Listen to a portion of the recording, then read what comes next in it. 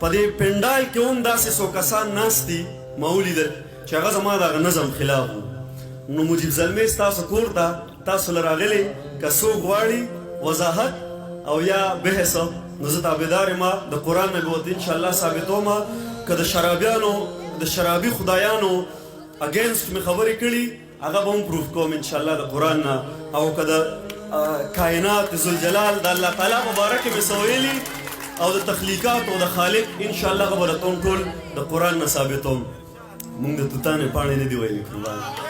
وایي د دې نظم عنوان دی زما سوال دی کائنات چې خدای پیدا کړل نو خدای چا پیدا کړی؟ دا ډیر زیات خلک دا سوالونه کوي نن سبا. حقیقت دی چې الله شته یو طاقت د ژوند په شا شته.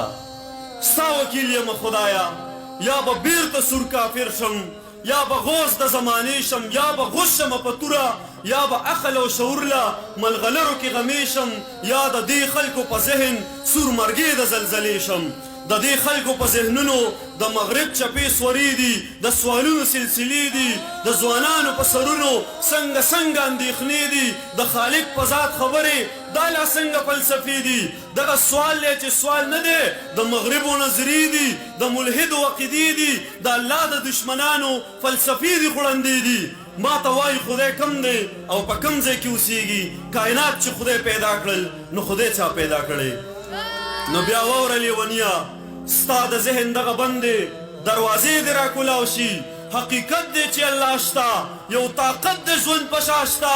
زما هغه خدای نه دی چې سور خالې په تندې وي د سرو وینو ډکه ژبه په مخوکه یې پرته وي. زما هغه خدای نه دی چې په غاړه ویزان وي چې شیشو کې نمایش وي د سرو وینو ډکه ژبه په مخوکه یې پرته وي. نه زما هغه خدای دی چې په غاړه ویزان وي چې شیشو کې نمایش وي کلیسا کې رازوړن وي په لاسونو یې میخونه په سټک وهلي شوي.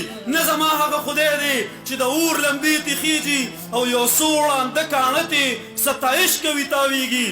واوره لیونیا ستا د ذهن دغه بندې دروازې دې راکولاو شي.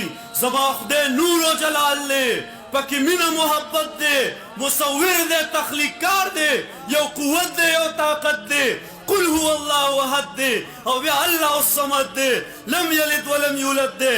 خدای ژوند دی او احساس دی د سا رک سره اوسیږي د چا سترګو کې غړیږي د چا وینه کې چلیږي د چا اوښکو کې بهیږي د مظلومو په سینه کې لکه زړه راسې درزیږي د مجنون مجنونیت ته د لیلا په اننګو کې لکه نوره سې پړکیږي لکه ګل د باغیچو کې خوشبویې ترې راخورېږي. فلسفو کې خدای نشته حوالو کې خدای نشته مسلو کې خدای نشته.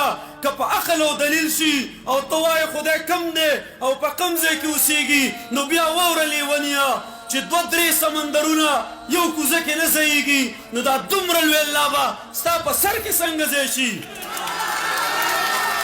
چې دوه درې سمندرونه یو کوزه کې نه ځایږي نو دا دومره لوی الله به ستا په سر کې څنګه ځای شي؟ واوره لیونیا اے بدبخت لیونیا ته دې خپل عقل سنبال کا ستا شعور دې په بلا شي خپل دلیل نظام سره کا.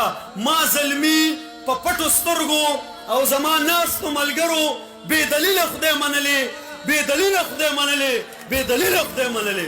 ډېره مننه قربان.